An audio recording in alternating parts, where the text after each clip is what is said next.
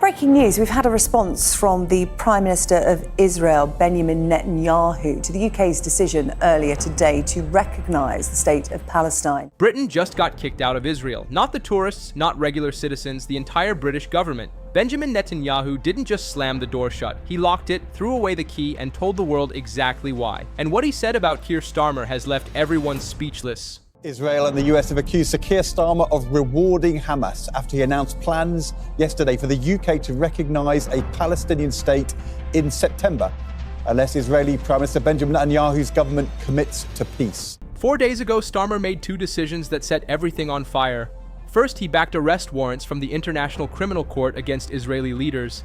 Then came the real shock, a total arms embargo on Israel. Not just some weapons, everything. Every single one, even the defensive systems Israel says it needs to stop rockets from hitting schools. Britain's own ambassador to the United Nations, Dame Barbara Woodward, didn't even know this was happening. She found out from an Israeli complaint, not from her own government, from Israel telling her they were angry. She wrote her resignation letter that same night. The Foreign Office had no idea. Intelligence services had no idea. Even David Lammy, the Foreign Secretary himself, was completely in the dark. Then Netanyahu hit back, and he hit back hard. Lammy was literally flying to Tel Aviv when Israeli authorities canceled his landing permission mid-flight. Over the Mediterranean Sea, the plane had to turn around.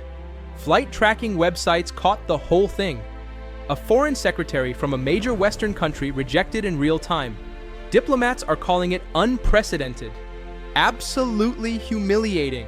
A message sent so loud the entire world heard it. That night, Netanyahu stood before cameras with his entire security cabinet behind him. 9 o'clock Jerusalem time, his words were razor sharp. He said, "A nation that abandons its allies in their hour of need should not expect friendship in return." Within hours, Israel stopped sharing intelligence worth billions of pounds. Sources say Mossad now treats British officials as security risks.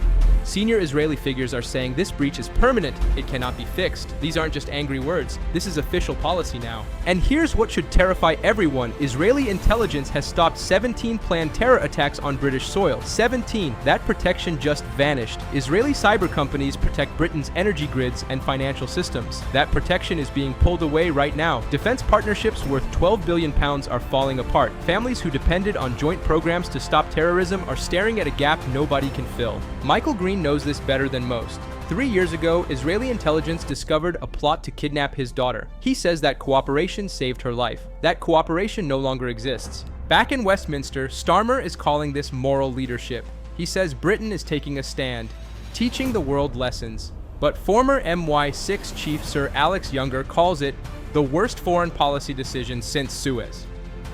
Lord Robertson warns Britain just lost its most valuable intelligence partner in the entire region. These aren't political opponents talking. These are the people who built the system Starmer just tore apart. Inside number 10, panic is taking over.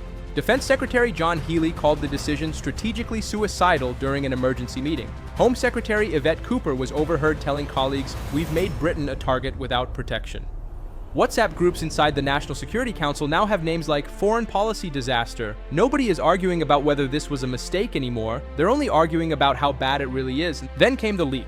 MI5 reports are now circulating that warned Iranian groups are already looking for the gaps this intelligence freeze created. These reports point to operations being planned specifically because Britain can no longer see them coming. Think about that for a second. British lives are now at risk because of what the government sold as moral clarity. But wait, it gets worse. Saudi Arabia, the United Arab Emirates, and Bahrain are quietly saying they agree with Israel. In a closed meeting of Gulf countries, ministers reportedly asked whether Britain's security promises mean anything anymore. Jordan is asking the same question. Arab diplomats say decades of relationships have been destroyed in a single news cycle. London is now distrusted by Arabs and Israelis at the same time, a disaster on two fronts. Markets reacted instantly. The pound dropped against the shekel. £30 billion in trade between the countries is now in serious doubt. British companies are being cut from Israeli technology groups. Online, the hashtag Britain betrays allies is going viral. On British streets, Jewish communities are asking one simple, chilling question. Without Israeli intelligence, who keeps us safe? Netanyahu didn't stop there. After the attack on Israeli embassy staff in Washington, where 2 workers were shot dead, Netanyahu aimed directly at Starmer. He accused the British Prime Minister, along with French President Emmanuel Macron and Canadian leader Mark Carney, of wanting Hamas to stay in power. He said they were siding with mass murderers, rapists, baby killers, and kidnappers. Those were his exact words. You won't be surprised to learn that Hamas thanked President Macron and Prime Ministers Starmer and Carney for demanding that Israel end its war in Gaza immediately. Hamas was right to thank them, because by issuing their demand, replete with a threat of sanctions against Israel, not Hamas. The Washington attack happened at an event hosted by a Jewish museum. The suspect, Elias Rodriguez from Chicago, shouted "Free Palestine" as police arrested him. 2 embassy workers, Yaron Lashinsky and Sarah Lynn Milgram, both young people in their 20s, were killed. Days before this attack, Britain, France, and Canada had condemned Israel's military actions in Gaza as disproportionate. They called the humanitarian situation intolerable. They threatened real consequences if Israel didn't stop. Netanyahu fired back, saying these leaders were offering a huge prize for the genocidal attack on Israel from October 7th. He said, "When mass murderers, rapists, baby killers, and kidnappers thank you, you're on the wrong side of justice, you're on the wrong side of humanity, and you're on the wrong side of history." In another interview, Netanyahu told the Daily Mail that Starmer was sending mixed messages about the war. He said Starmer was undermining Israel's attempts to defeat Hamas and bring home the hostages still being held. Netanyahu pointed out that the previous British government supported Israel clearly after October 7th. He said the current government was reversing that position. Starmer pushed back. He told LBC Radio that Netanyahu was wrong. He said Israel is a very important ally and he had long respected and supported its right to self-defense. But he insisted Britain must follow international law. About 30 arms licenses out of 350 total were suspended after a review found a clear risk they'd be used to break international rules. American officials are watching all of this with fury they can barely hide. The CIA depends on British and Israeli intelligence working together to track threats across the Mediterranean. That network just broke. One senior American source said, "If forced to choose between London and Jerusalem, we already have." Former CIA Director Mike Pompeo went even further. He said Britain is choosing irrelevance over influence. Inside NATO, France is now doubting whether Britain can be counted on. Poland, which depends on British security promises, is quietly asking, would they abandon us too? These questions are being whispered in every capital that used to trust the UK completely. The money tells its own story. Israeli investment in Britain froze overnight. £4 billion in technology partnerships are moving to American companies. The City of London is losing credibility fast. Cancer research projects are ending. Drug company partnerships are dissolving. Analysts predict losses over £100 billion across multiple sectors. Inside Israel, the consequences hit immediately. British students got expelled from universities. Research labs shut down. British journalists can't get into press briefings anymore. The British embassy in Tel Aviv is effectively frozen out. A senior diplomat said, "This isn't retaliation, it's demonstration. Israel is showing the world what happens when trust breaks." Without Israeli intelligence, Britain can't track Iran's nuclear program. Hezbollah movements in Syria disappear.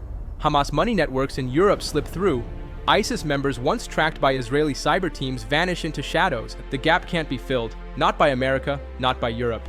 Britain blinded itself on purpose in one of the world's most dangerous places. Defense companies are pulling back. Lockheed Martin is reviewing Britain's role in building F-35 fighter jets. Rafael Advanced Defense Systems canceled deals worth billions. Israeli cybersecurity firms are removing protection from British power grids and banks. The message is brutal and clear. Britain can't be trusted with security anymore. At home, the political damage is crushing. Rishi Sunak is positioning himself as the leader who can restore relationships. Polls show Conservatives surging into the 50s. Labour is collapsing into the teens. National security has become Labour's biggest weakness. The next 72 hours will decide whether Britain can work without Israeli help. Agencies must rebuild threat-sharing systems or accept a dangerous blackout. An emergency intelligence briefing tomorrow might show the full scale of what Britain can no longer see, the threats that are now invisible because the government cut off its partners.